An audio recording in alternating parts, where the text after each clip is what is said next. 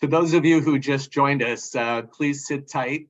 Some of our friends and colleagues are still piling in, and we'll get started in just a moment.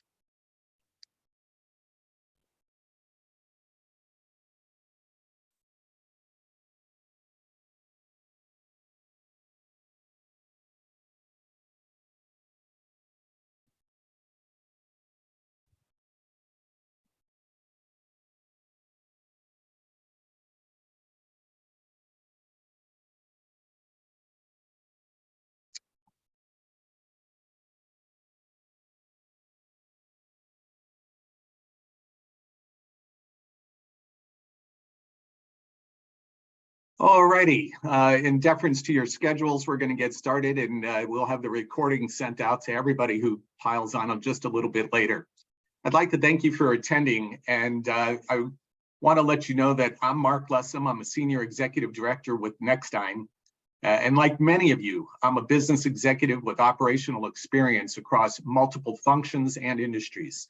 Now, I'm going to share our contact information at the end of this session, and I'll welcome any opportunity to visit with anybody interested in learning more about Nextime and how we can support you.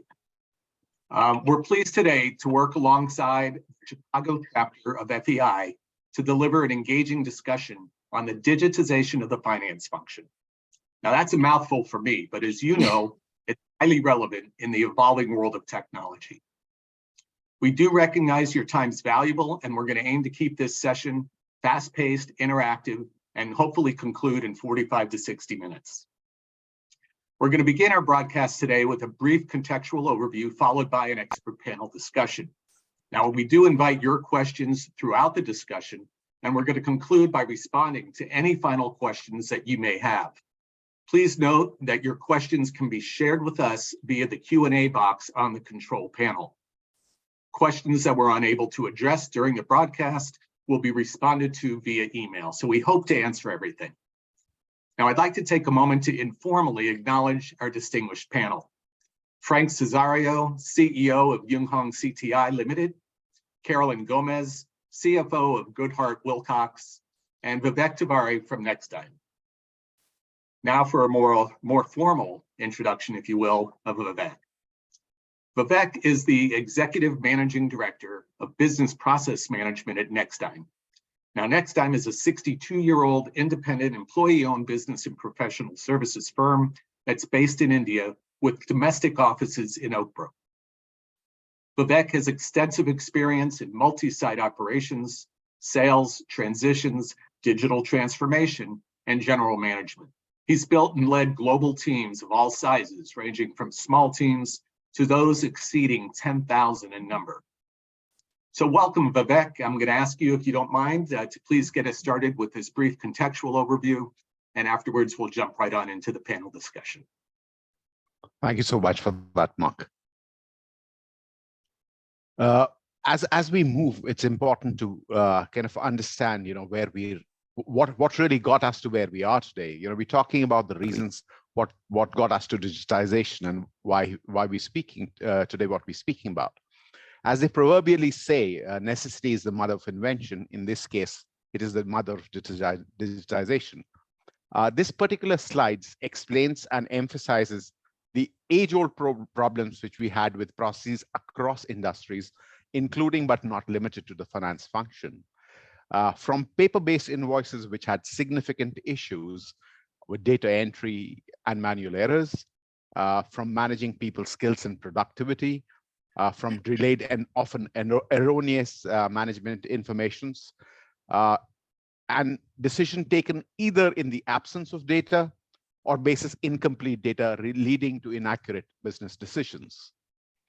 The last decade has seen significant and rapid technology advances by means of electronic invoices, automated data entries, more recently, machine learning, artificial intelligence, and data analytics playing a pivotal role in changing the dynamics of how traditional work was done.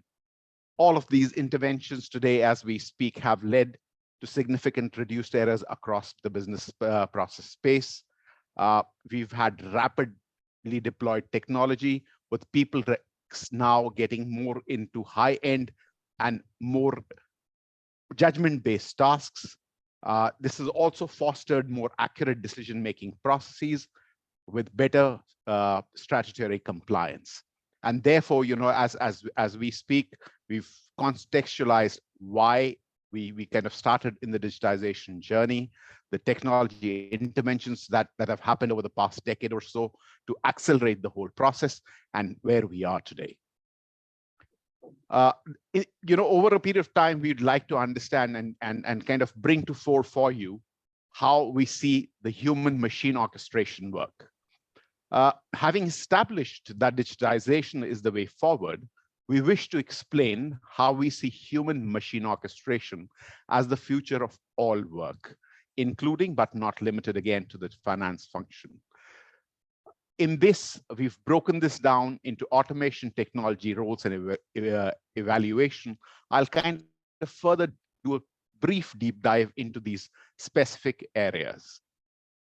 The key process here is to identify processes that lend themselves to automation, viable both financially and from a technology standpoint. And I'm emphasizing on the word financially and from a technology standpoint. Choose the right tech. That's the technology we are talking about. Not all firms need to go for an overall complete platform change or a sweeping technology change. It is imperative to identify the right and the most relevant technology stack for the individual firm. The roles of human-machine interface have to be defined very correctly. So automation plus human understanding clearly how the interface would work, allowing adequate time for dual runs and manual checks before understanding and creating what would be the new standard operating processes. So we've kind of spoken about how to identify process, then the technology behind it, then the roles the human and the machine respectively would play, and then it's like our evaluation process, or really continually monitoring the performance of both the humans as well as the machines to optimize the performance as well as for better improved results from a customer standpoint. We would now move to where we see this being practically possible, and this kind of plays out into what we are seeing happen across the industry. There are certain work types which are transitioning completely into human or into machine orchestrated interface. An exhaustive list, and also constantly evolving as the technology evolves.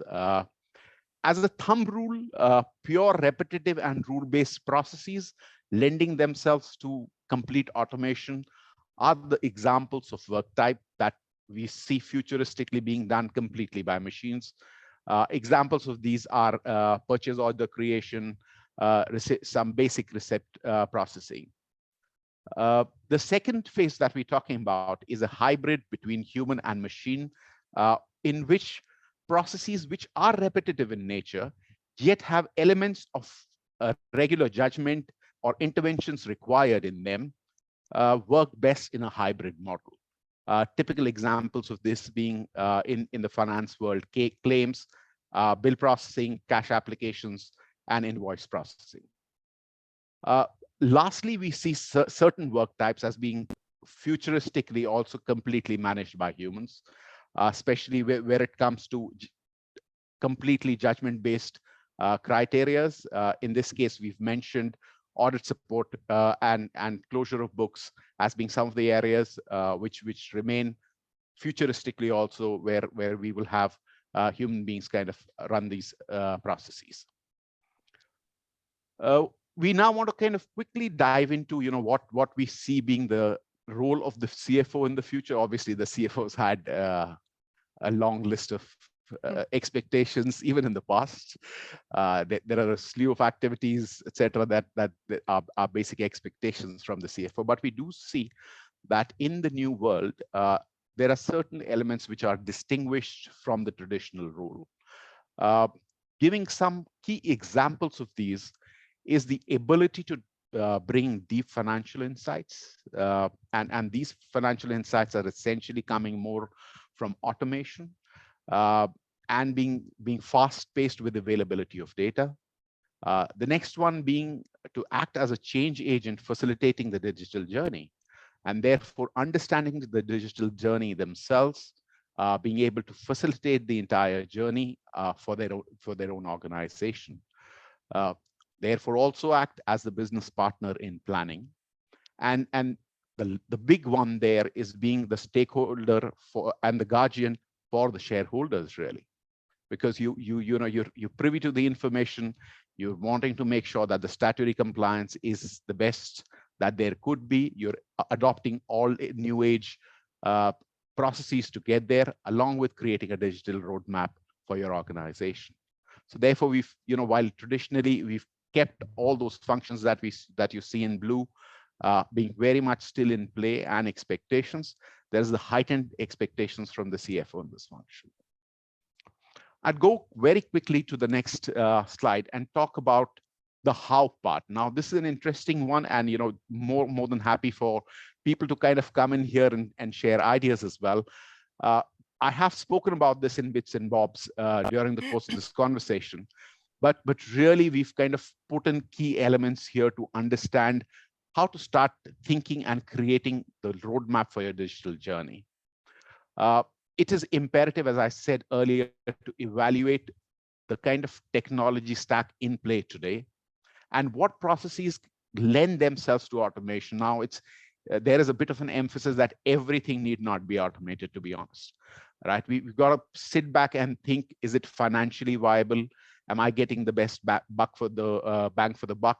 Is it really something I want to spend time and effort in, and is this my pain area? And therefore, devise a complete roadmap basis that first formative process.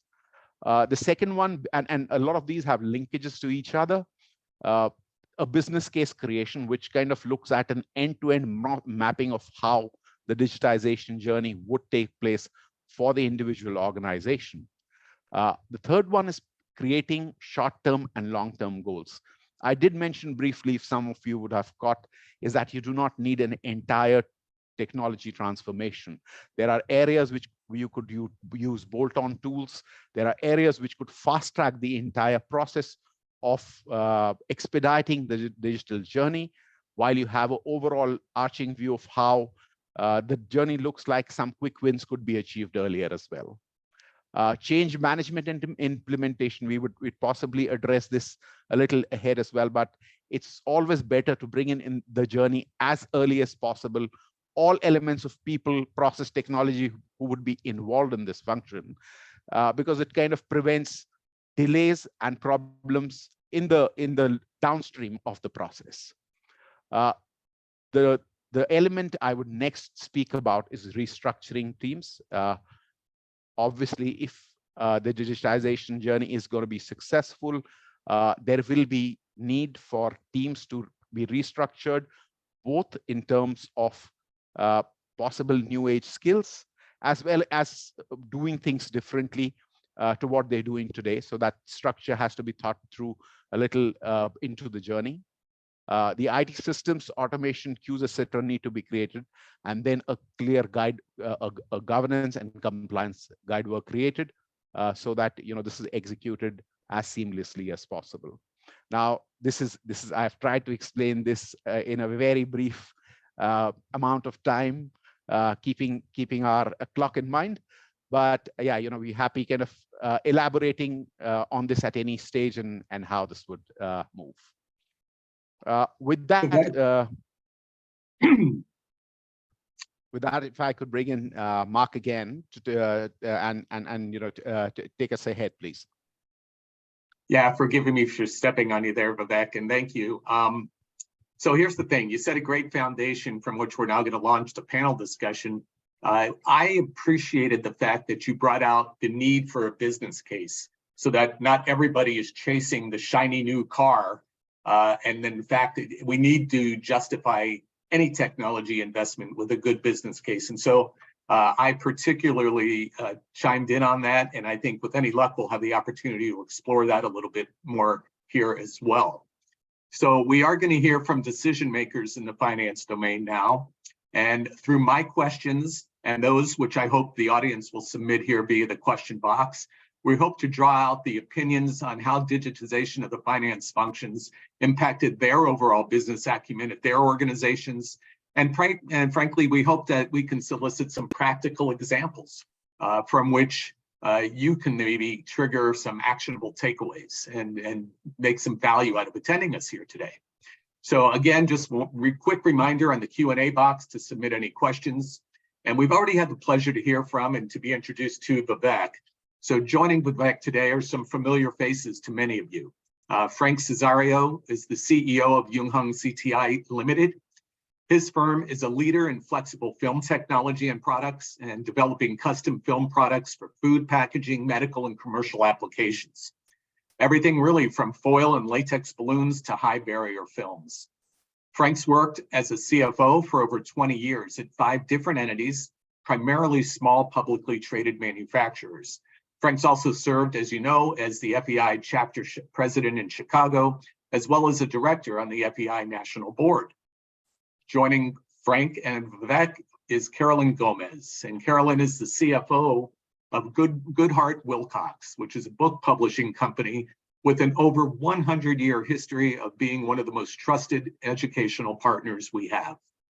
With over 2 decades of experience, Carolyn provides strategic leadership for the company's accounting and finance, HR, and operations functions. She's been a member of the FEI Chicago board since 2022. So I'd like to welcome you all to the party. And Carolyn, since I just finished with the introduction, we'll kick off with a question for you. And I think, Carolyn, very broadly, let's just touch on, to kick this off, which factors have driven you to digitize your finance function at Goodhart Wilcox? Sure. Yeah. And I think Vivek did a great job setting it up. I was nodding as I was listening to his presentation. For us, what were the factors that drove our decision to really think about this digital journey? The manual processes, reducing errors, improved efficiency, speed of our processes, but really thinking about our people and how do we transition them to higher value add work, not looking to eliminate people, but how do we leverage them appropriately? As an example, freeing up time to do more analysis versus, just reporting. And then our business is growing. And so my challenge to our finance team is, how do we support the business as it scales without adding headcount, without increasing our fixed cost base? So we need to be able to support increased transaction volumes through leveraging technology. And then just to underscore one of the points that Vivek made was really more informed decision making based on data, not just on feeling, but what does the data tell us? So some examples, perhaps.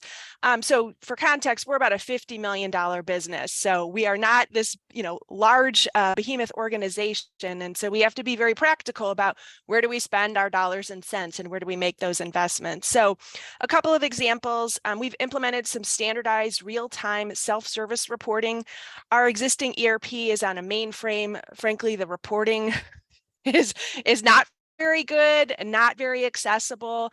And so we put a tool on top of it called Valence that allows us to kind of pull the data real time. So that's an example there. The benefits are one version of the truth. We don't have a bunch of people putting together their own version of the reports. And then it eliminates those manual tasks in finance and, frees up that time, as I mentioned earlier.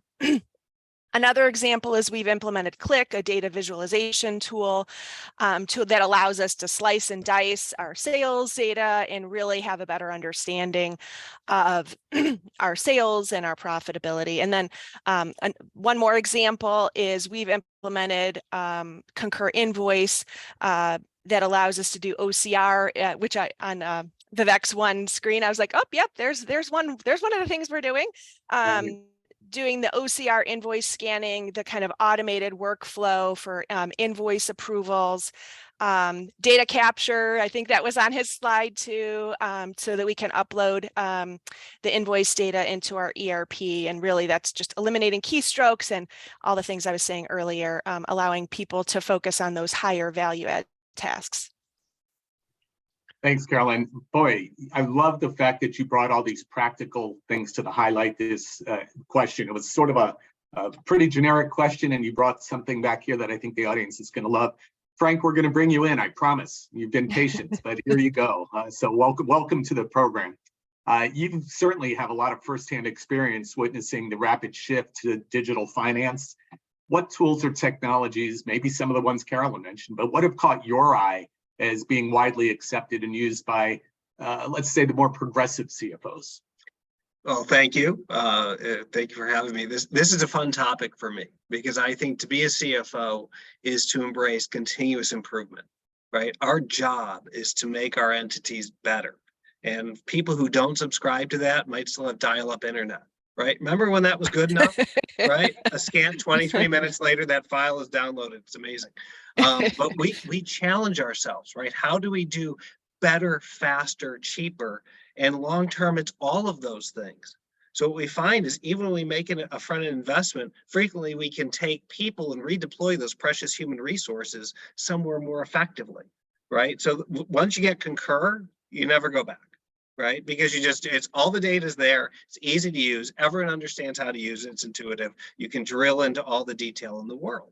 And that's really what we're going to talk about in a lot of different ways. And yes, I have boatloads of examples. I'm an Italian person, I have to share. But I do think it's important that we just start with that mindset, which is how can we get better, faster, cheaper? And it's not just cost, even though cost is implicit in everything we do. And let me give you an example. Dashboards, right? The first time you get a dashboard with yesterday's data in time for that morning meeting that's actionable and something that you can actually use that day, you will never go back.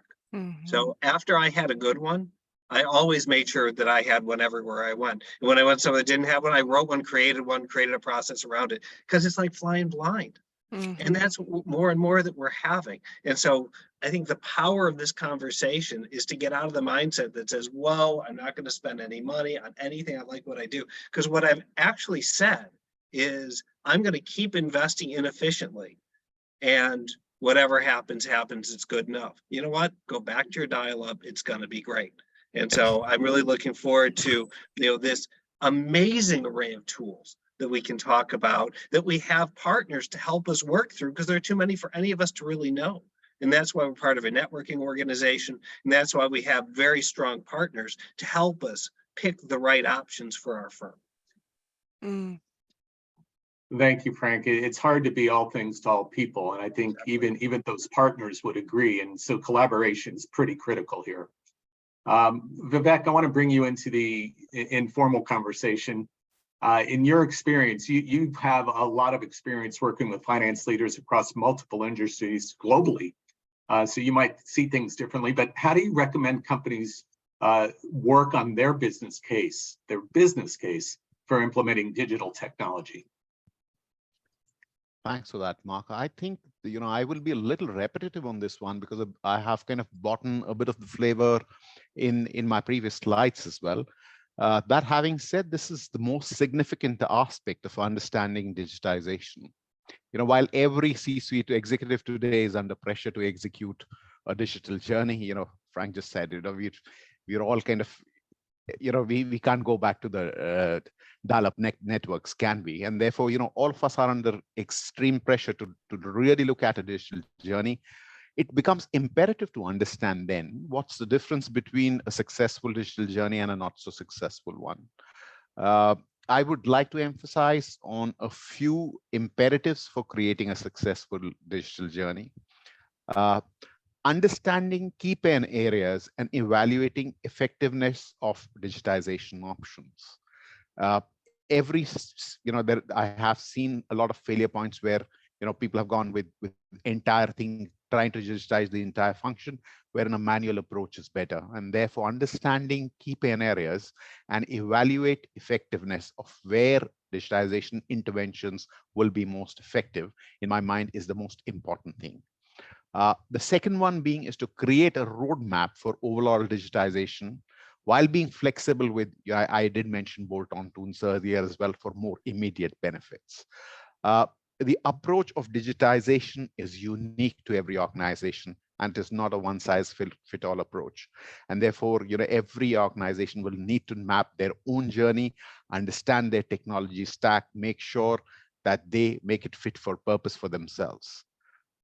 It's also very important to understand the spent versus benefit analysis, because the spent of the efforts towards digitization should not outweigh the benefits coming out of it. And lastly, it is to involve all impacted stakeholders and functions as early as possible to ensure that the best solutions come to the fore, and you de-risk the entire process of finding problems downstream in the journey. So that is what I would put as being critical for managing a good digital transformation journey. Thank you. You know what, I'm going to give the audience a little bit of homework here now, because what I heard was pain points and many other very fine things you mentioned. But for the audience, using the Q&A box, and we'll address this. So this gets to actionable and practical things for you to take away.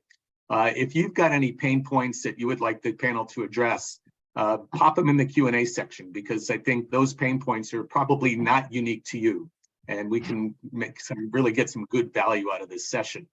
Frank, I want to turn back to you. Okay, today you're a sitting CEO, you're a former CFO. I guess you're always a CFO, right? Always. Yeah. How about if you want to add on to Vivek's comments regarding building the business case, and maybe you could also, at least what I'd like is if you could recommend some proven models or roadmaps for those that are aspiring to start their own digital journey. Sure, and it starts with what you want to do. So we're talking about solutions to a problem. We're not talking about embracing digitization for that purpose. We're talking about using these tools to run the business better, right? And those are things that we have to do every day. And let me just give you, to me, a colorful example to where we were driven to use automation to improve the business. I became CFO of a different company, looked through a lot of data, understood where I was at. And I learned that we lost money selling to 17% of our customers on average every year. We were not intending to be a nonprofit, by the way. We just found a way to go do that. And so as a CFO, it almost killed me. And so I immediately started digging, and I raised this with management. And to my horror, people kind of knew about it already, but hadn't done anything. Okay. So then I said, I would like to take the pricing team. I would like to do some work here, did that. And as we were going through the issue, we found an example where we tried to sell a $900 item for $280. Now that times 16 is a really bad day, right? And so now all of a sudden it was like, we have a problem. This problem has to get better. So what did we do? We looked at our system. We're running SAP, for crying out loud. We can do a lot of stuff. And what do? We wrote a program that said, if we're trying to quote something below a certain profit level, that the system would block it and move it over to the pricing team workflow. Yes. It was the obvious thing to do. The system does it brilliantly, right? I'm not asking customer service to do math, look up the cost for every 20,000 SKU that we're selling, and then figure out what that profit is. The system does that. It does that wonderfully. And so we implemented that. At the same time, we worked with the FP&A team to write a simple one-page business unit P&L. In the middle of it said negative margin sales. Because we want the folks to understand every time we give something away, have a free trial, do whatever, there's a cost to it. And every month we talked about that one page, easy to read business unit P&L that was there, communicated every month because it was a talking point. You know what happened that year? Gross margin improved by 9 points. Now to us, that was worth $8 million. Yeah. My company was perfectly willing to spend that $8 million every year getting nothing, or we could take it in profit. And in using our tools more effectively, we kept it in profit. And so every time I hear us talking about things today, I'm nodding my head and cheering, because there are things that we do every day that create waste, and we can use these tools to get rid of them. So I get off my soapbox, I'm sorry, but it's just, to me, it's a real world example of how we can utilize this talent in this on this webinar and the tools that already exist for the betterment of our company. Thanks, Frank. We have a couple of comments that came in via chat. I'm just going to pop them out there. Let's not address these until the end. But one of the questions talks about companies that have been aggressive in accelerating the digitization of the finance function. Could you cite ones that you know of that have been more aggressive in doing that? The questioner throws out the name Microsoft. I don't know if that would be one you would throw out, but anyway, contemplate that, panel. And if you want to address it, I'll feel free. Yeah, if you don't mind, here's, I think, a colorful example as a Jetsons fan from being a kid. West Monroe Partners put in a bot, and they called it Rosie. And Rosie's job was to take everyone they onboarded and put their information across all their different systems. Because they had calculated every time they onboarded a new person, it cost them something like 35 minutes to enter their data in all the different systems. And every once in a while, someone made a mistake and the data wasn't entered correctly, created a problem, they had to go fix it. Rosie took care of it, right? Now you say that's one bot, it's a low investment, but it allowed them to be right every time, to make sure they had full coverage every time, and save, the HR team a half an hour every time somebody new came up. So, and they got to use the word Rosie. How do you not like that? Thank you, Frank. You know what, Carolyn, I'm going to turn my attention to you here for a second, maybe shift gears just a little bit.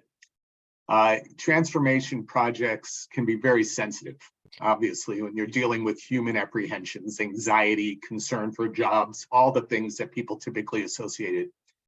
What approach would you recommend to ensuring that there's a smooth transition and maybe a change management process that could be digested without too much pain? Yeah. I think communication is key, really starting at the outset of the project, communicating the why. I think we should be careful not to underestimate employees' interest and ability to understand that business case. I think be transparent where you can about what the desired outcomes are. And the potential risks, clearly articulating from the get-go, what are we trying to achieve? What does success look like? Not just in a feeling, but truly outcomes, automating this so that at the end of the project, check, check, check, or nope, we did not succeed there. As an example, and this is very timely because my company, we're getting ready to kick off an ERP project. We've been going through the evaluation process and we're in the negotiation process right now, which is quite fun. But as part of that, I'm calling it a pre-mortem analysis, and I didn't make up that term. That's from an HBR article. So I can't take credit for that, but it's really kind of placing ourselves in the future and looking back. What are all the potential things that could go wrong? And let's have a plan for that. And I think that can go to help ease the anxiety because you are protecting yourself from a cost perspective because you're contingency planning on the front end. Okay, if this, then that, if this, then that. And you've clearly defined the outcomes that you're expecting to achieve. So, clear demarcations, on track, off track. So, and then the last thing I would say is you have to have functional team leaders that own it, that buy in to the project, and understand their role in the change management process. The fact is the executive team, we can communicate from the top, here's the goals of the project. Employees want to hear about change from their direct managers, people that are very close to them organizationally. They want to hear about it from the executive team, but they want to know that there's buy-in at that functional leader level. So don't underestimate how much time you need to spend on the front end, making sure that these functional leaders recognize their role in the success of the project. And Carolyn, if I can ask you with your experience, don't you find that asking people is a very powerful tool for getting buy-in? Right? Not just telling them what to do, but asking for their help, asking them to present, asking for participation. Yeah. Hey, what are we not thinking about? What's on your mind? Because you have to meet employees where they are. And, if you don't ask for all their apprehensions and the anxieties, you can't really effectively address it. So I think the change management communication is probably underinvested because you're just trying to get all the stuff done, but you're going to be way less effective in getting the stuff done if you don't do that upfront work. Vivek is like nodding in agreement. So hopefully that's played out in his experience as well. Completely concur, Caroline. In fact, maybe I say the same thing, getting the buy-in, making sure the change management is known to organizations, departments more upfront, so that, they can evaluate, understand, give perspective, share opinion, and that kind of a change management works best. Mm-hmm. So I like to use in my work getting the board on board, and the board doesn't need to be the board. The board could be senior management, but you got the general idea, and that helps drive, I think, change management when you're rowing the same boat all together. Vivek, Carolyn, I appreciate you bringing Vivek back to the party here, because I'm going to ask him a question now. On one of the slides that I really appreciated, Vivek, you talked about human-machine orchestration. So I'm calling that hybrid. And coming out of COVID, hybrid means a lot of different things now to a lot of different people. But as it relates to your human machine orchestration slide, what risks or threats do you foresee? Or maybe have you experienced firsthand from the gaps arising out of the digitized operating model? Thank you for that, Marco. I think when I spoke about human machine orchestration, essentially here, the focus was on typically how work would function between a human and machine together, right? So we see a workforce of the future. We see human and machines working together for an effective overall solution. And human machine orchestration, in my mind, is the future of all work. The primary principle in play being humans will over a period of time phase out of doing routine, mundane, rule-based, non-value added additional tasks to exception management and decision taking. As we speak, machine learning and AI, despite all of our eye openers, all of us would have heard of ChatGPT, et cetera, remain reasonably incapable of being relied upon to run non-routine tasks. The key failure points, Mark, as you asked, and I see that in course of several implementations, is incomplete or incorrect training to start off with. And this goes back to mapping processes incorrectly, understanding where the intervention is needed, making the artificial intelligence tools themselves becoming unreliable. Therefore leading to inaccurate processing in many cases, failure in straight-through processing, which therefore delays the digitization journey, further complicates it, and maybe even for a small period of time leads to complications in incorrect output. Rushing into digitization without a clear roadmap, causing actual delays, more delays downstream, and also significant issues is another thing that I have seen. And not creating the processes with appropriate checks and balances.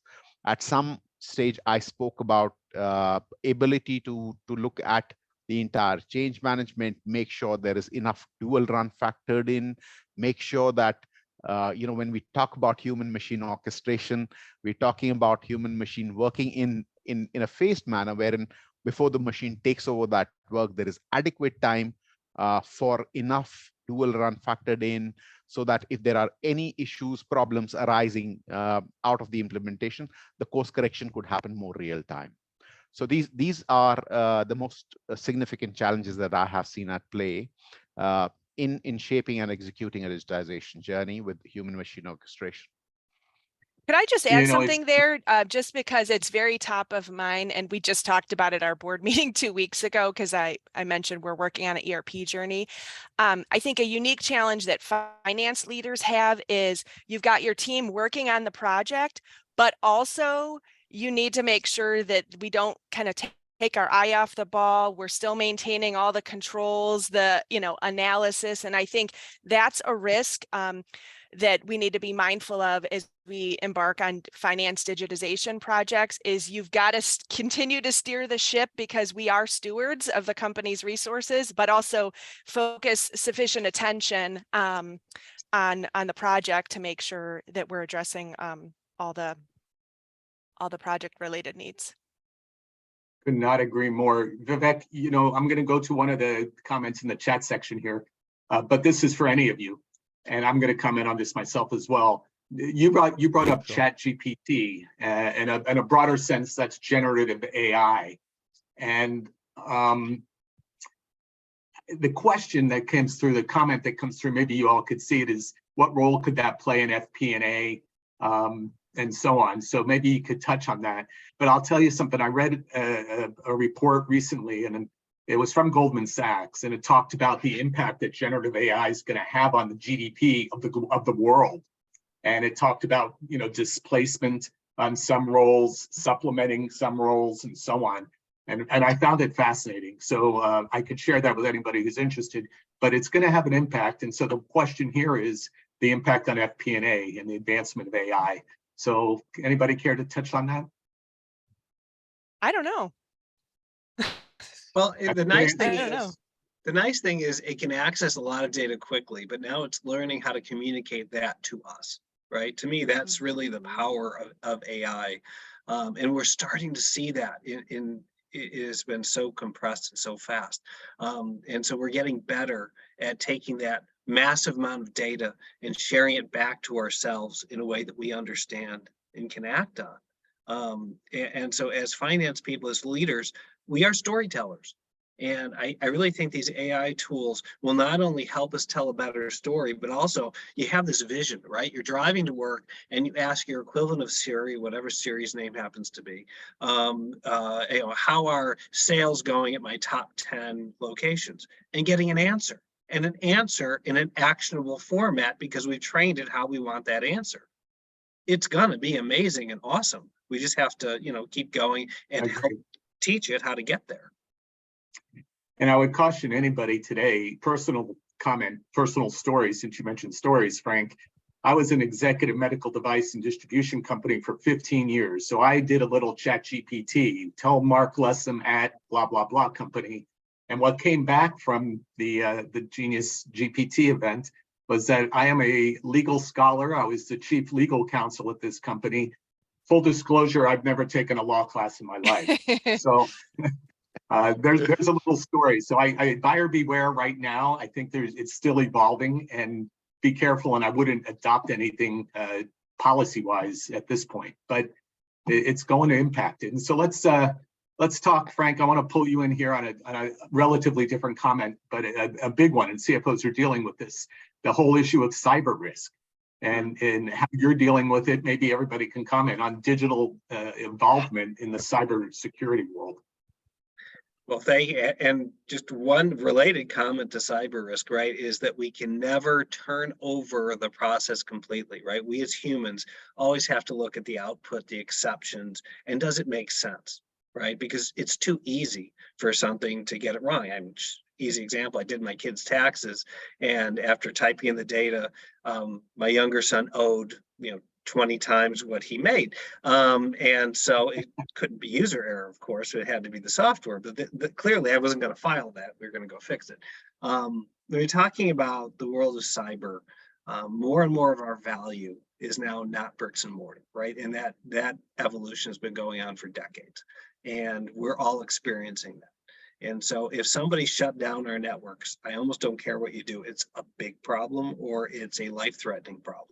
And it starts with people, since we're talking about the intersection of people and process and tools, and then it goes to the tools. So starting with people, it's a matter of really training our folks to take responsibility, knowing there are bad actors who are always going to come at us. So when you get that email that you didn't expect from the bank, you do not click on anything in that email. If you really think it came from the bank, you log into the bank your way and you go look that up. If you think I asked you to send a wire transfer to North Korea, perfectly reasonable. Maybe you want to ask me first, right? Or go through a process.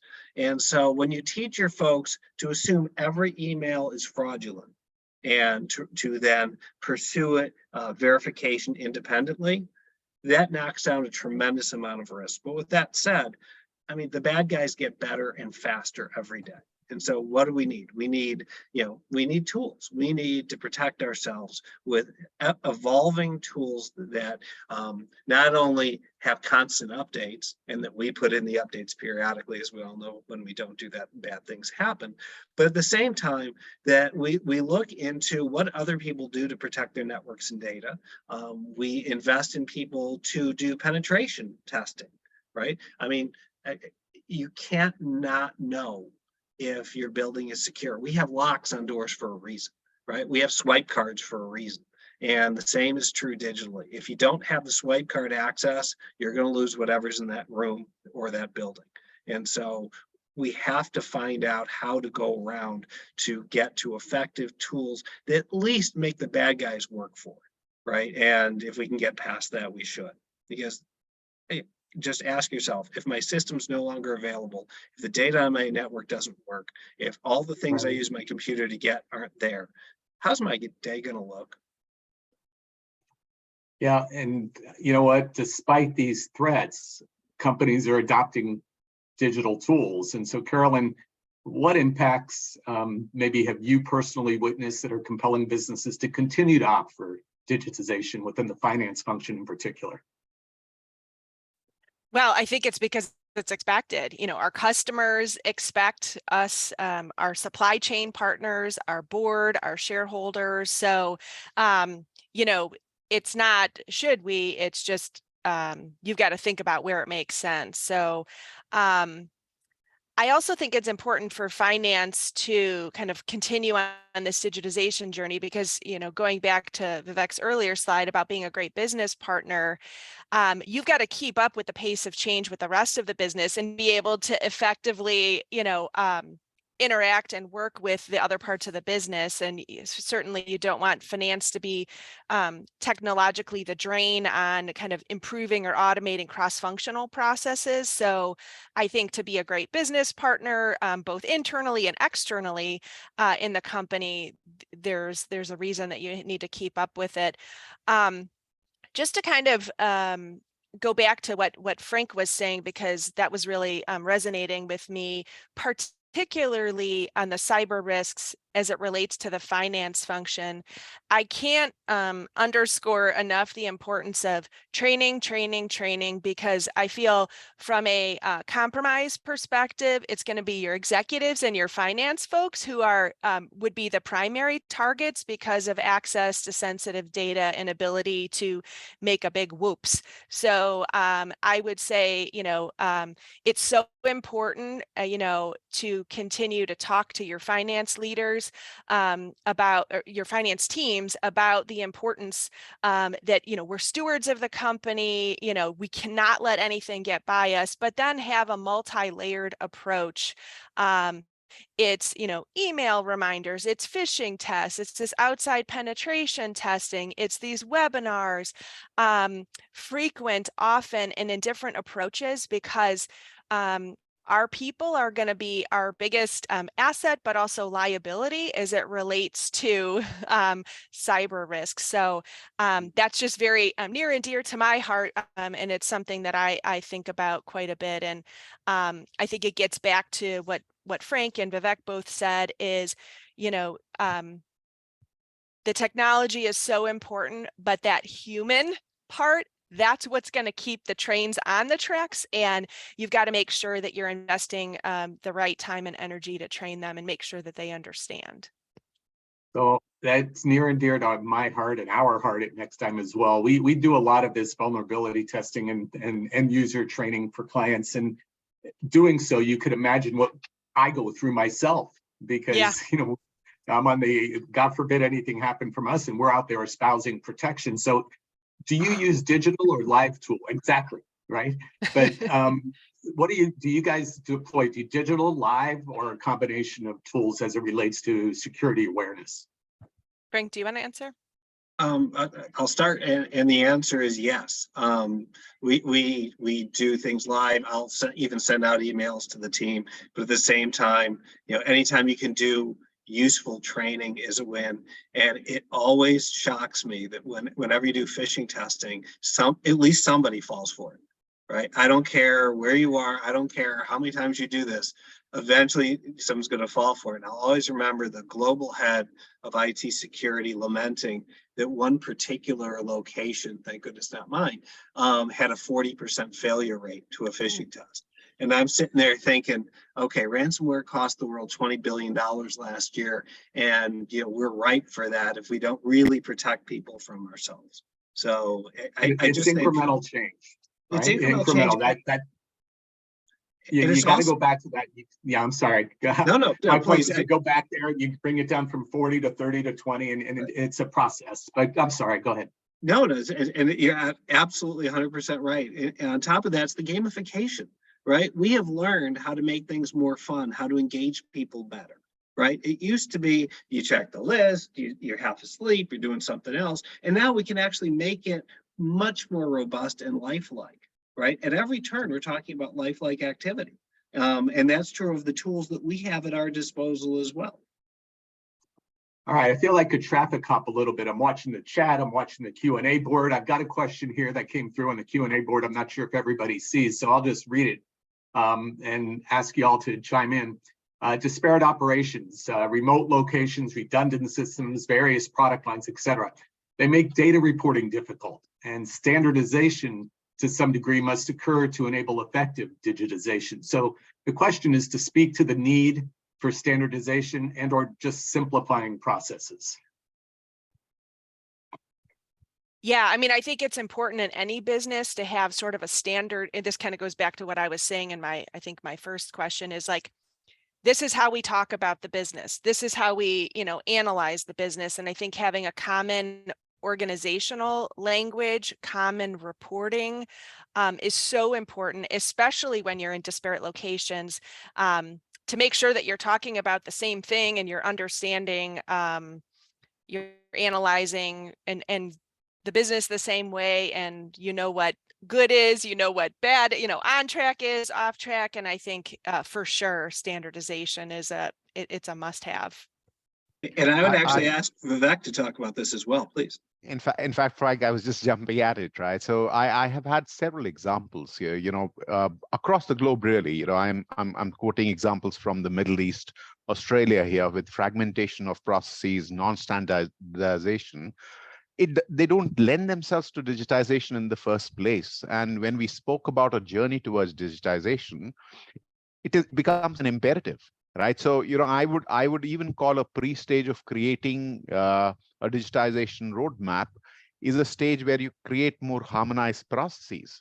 Right. Your processes are more standardized, more harmonized, so that they lend themselves to digitization. Otherwise, let's talk about some live examples here, right? So a process working in an X geography, working differently to a process working in a Y geography, there is no way one standard AI tool will work on both of them. If you've got to apply a digitization roadmap, it has to come in with that as a basic starting point.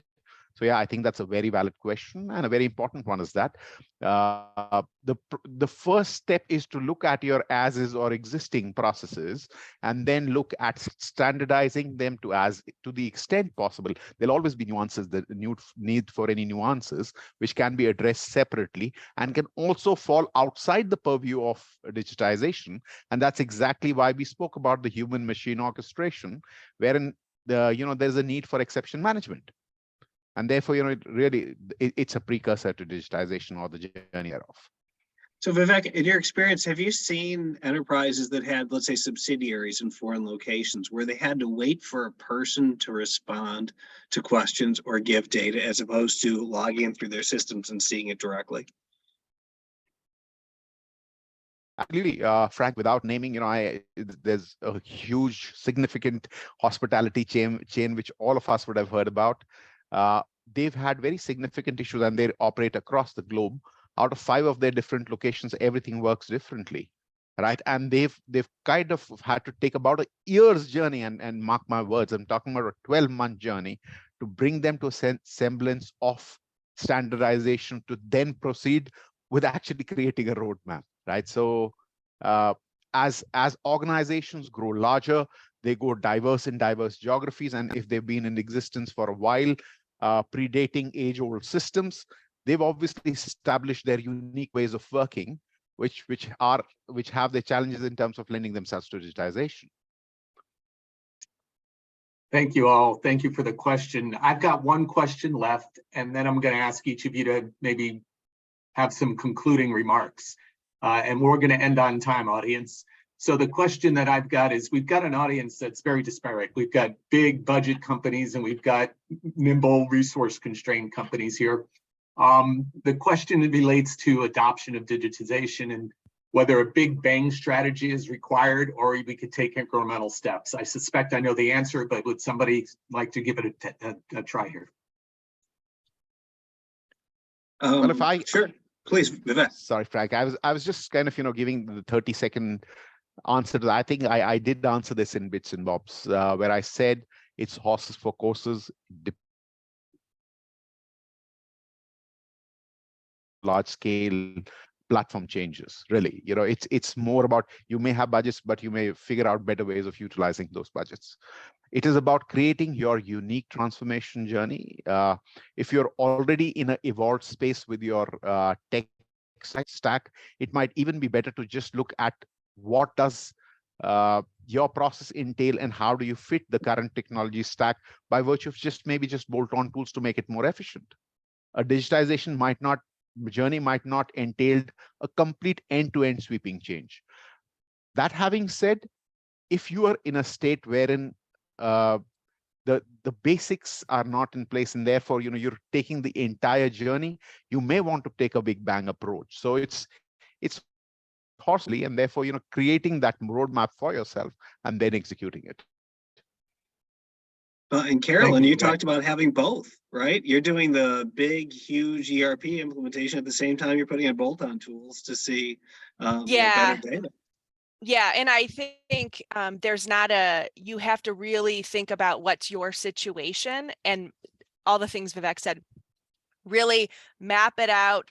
Think about what's your budget, what's your ability to manage a big bang versus the incremental. Incremental, it's going to take longer.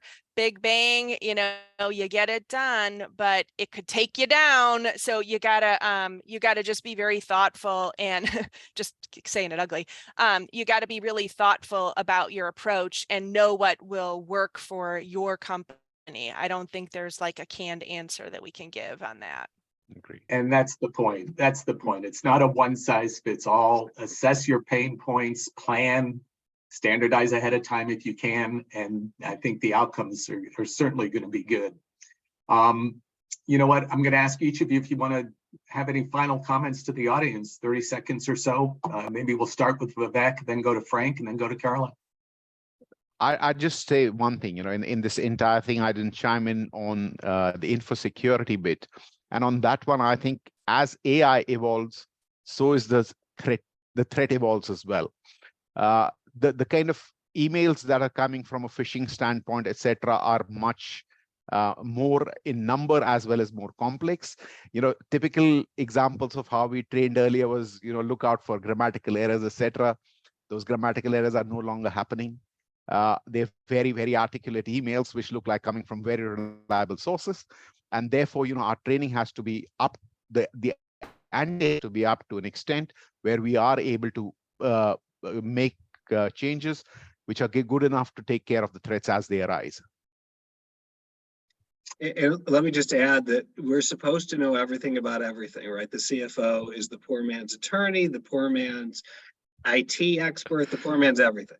And so it's kind of shocking, but it's somewhat true. And so what I would challenge everybody listening is, look at our processes and challenge them. Just don't be comfortable, right? Yes, we understand them. Now challenge them. Is that really the way it's supposed to be? And get help, right? There are tools out there none of us have heard about, and yet people have deployed with wonderful success, right? So get help from people who understand and can help us work through what's possible. Because what's possible today wasn't possible 5 or 10 years ago. And it's important that we avail ourselves to that, which is why we're part of things like FEI, because we now have access to that broader world. So use it. Yeah. And I can just wrap with 100% agree, attending sessions like this helping the CFO seat understand, but I think it's also, and I think Barrett mentioned it in one of his chat comments, don't underestimate the importance of training our teams about what are the upcoming technologies, and then rethinking kind of the skill sets that you might need on your team. Just a very real example is I'm hiring someone for my FP&A team, and I'm looking at someone with a data analytics background, not someone who is strong in FP&A, but someone who brings a different skill set to our team, and we can teach them what they need to know about our products and customers.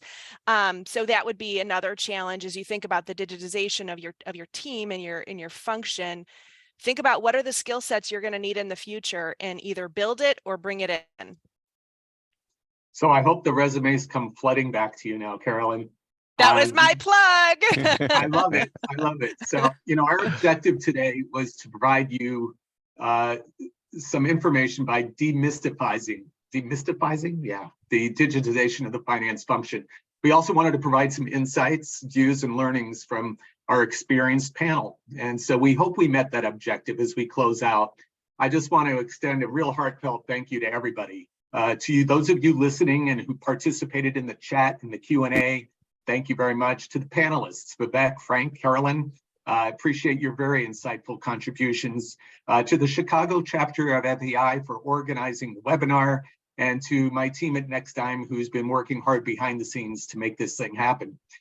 We invite all of you to connect with us to discuss how NextTime can work hand in hand with you and or your organization. If you have any questions in line with the discussion today that we were unable to address due to our time constraints, we invite you to reach out to us at thinknext@nextime.com, and our team will be very happy to respond offline. I happen to reside here, as many of you know, and I could be reached at my email address there on the screen. So across the globe, we do think next at NextTime, and we invite you to do the same. We welcome your feedback on today's presentation. Thank you and goodbye.